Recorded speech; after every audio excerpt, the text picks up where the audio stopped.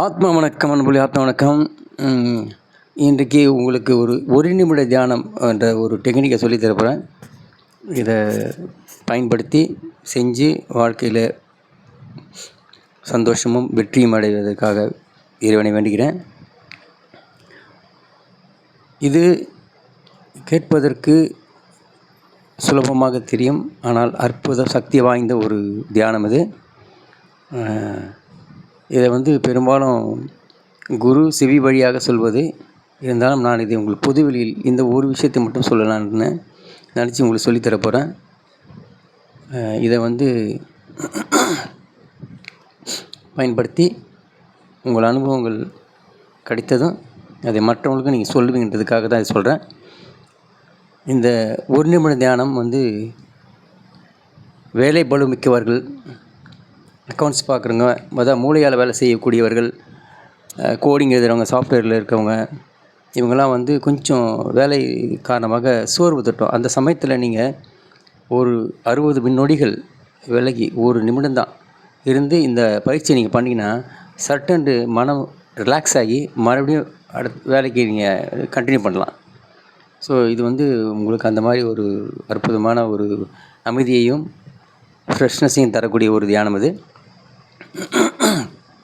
மேலும் எல்லோரும் செய்யலாம். ஏன் எல்லோரும் செய்யலாம்னா, நீங்கள் வெற்றி ருசிப்பதற்கு மனம் அமைதியாக இருந்தால் மட்டுமே வெற்றியை அடைவதற்கான தகுதி உங்களுக்கு கிடைக்கும்.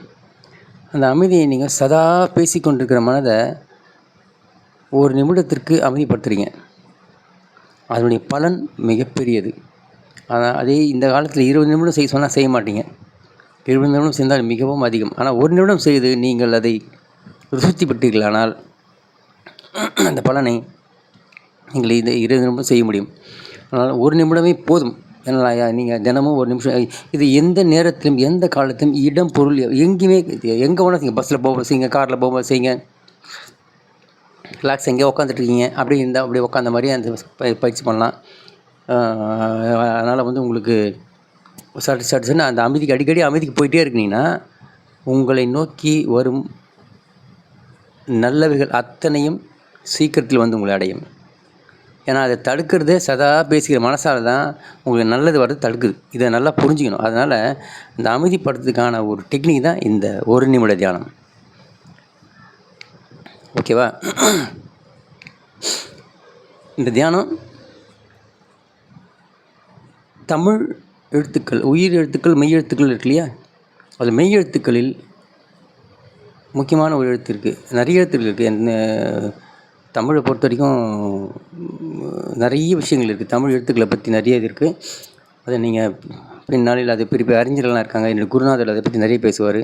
நீங்கள் பாடப்புத்தகங்கள்லையோ எல்லாம் கிடைக்காது. சிலலாம் செவி வழியே கடத்தப்பட்ட விஷயங்கள் நிறைய இருக்குது தமிழ் எழுத்துக்களை பற்றி. அதை மெய் எழுத்துக்களை இங்குன்ற வார்த்தையை நீங்கள் எடுத்துக்கோங்க. அதை இங்,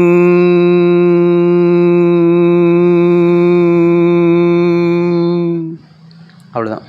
இதே மாதிரி ஒரு வார்த்தை சத்தமாக சொல்லிவிட்டு செய்யலாம். இல்லை உள்ளுக்குள்ளே நீங்கள் மேக்ஸிமம் வாயை திறக்காமல், சப்தம் வெளிவராமல் உள்ளுக்குள்ளவே நீங்கள் அடித்தொண்டலையே மனம் சொல்லணும். ஏன்னா இந்த இங் சொல்லும்போது பார்த்தீங்கன்னா நாக்கு மேல் அன்னத்தில் தட்டும். அதே மாதிரி இங்கே அடித்தொண்டையில் சொல்லும்போதும் மேல் அன்னத்தில் தட்டும். அப்படி சொல்லிகிட்டே வாங்க. ஒரு நிமிஷத்தில் ரிலாக்ஸ் ஆகிடுவீங்க. தூக்கம் வராதான் கூட படுத்துக்கிட்டே நீங்கள் அப்படியே இதை செஞ்சுக்கிட்டே நீங்கள் படுத்து தூங்கிடலாம். தியானம் பண்ணுறவங்க பல தியானம் பண்ணுறீங்களா? இப்போ வாசி யோகம் பண்ணுறீங்க, கதி ஓட்டுறீங்க, உணர்வை கவனிக்கிறீங்க, குண்டலினி யோகத்தில் இல்லை மந்திரம் ஜபிக்கிறீங்க. இதெல்லாம் பண்ணும்போது பார்த்திங்கன்னா நீங்கள் அது மனதுக்கு கொஞ்சம் கட்டாயப்படுத்தும் போது கொஞ்சம் இறுக்கத்துக்கு போவீங்க. அதனால் டக்குன்னு நீங்கள் அதை லைக்கிறதுன்றது கஷ்டமாக இருக்கும். இந்த பயிற்சி செஞ்சுட்டு அந்த எந்தெந்த யோகத்தில் நீங்கள் இருக்கீங்களோ அந்தந்த யோகத்தை நீங்கள் செய்யுங்க. சட்டென்று நீங்கள் உங்களுடைய மனம் லயிச்சிரும். இந்த 3 யோகம் செய்கிறவங்களுக்கும் இது உதவி செய்யும். இந்த இங்கன்ற வார்த்தை கரெக்டுங்களா? மறக்காமல் இந்த செய்யுங்க. இந்த இங்கிட்ட வார்த்தையை நீங்கள் சரியாக ஒரு நிமிடம் சொல்லி பழகிட்டிங்கன்னா அந்த பலன் உங்களுக்கு அனுபவபூர்வமாக தெரிந்தால் நீங்கள் அதை அக்செப்ட் பண்ணிட்டீங்கன்னா ஓகே இது சரியாக தான் இருக்குது, பலன் அளிக்குது நினச்சிங்கன்னா அதுக்கு எனக்கு தருவதாக நினச்சி தட்சணையாக நினச்சி ஒருத்தருக்கு ஒரு அன்னதானம், ஒரு வேலை அன்னதானம் செய்திடுங்க.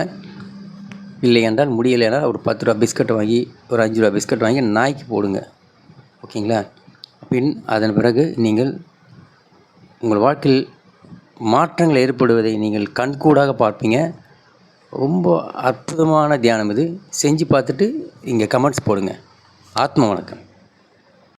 முக்கிய குறிப்பாக நீங்கள் இந்த தியானத்தின் மூலம் அனுபவம் பெற்றால் இதை பலருக்கும் இதை ஷேர் செய்யுங்க. அவங்களும் நீங்கள் பெற்ற அனுபவத்தை, யாம் பெற்ற இன்பம் இந்த வையகம் பெறட்டும் என்ற நோக்கத்தோடு இதை எல்லோருக்கும் பரப்புங்க. உலகத்தில் ஒரு அமைதிக்கான ஒரு முன்னெடுப்பாக இந்த ஒரு செயல் நடக்கட்டும். எங்கும் அமைதி நிலவட்டும். உலகம் அமைதியாக இருக்கும்படியாக இந்த நேரத்தில் நான் இந்த பயிற்சி மூலமாக நான் தெரிவித்துக் கொள்கிறேன். நன்றி.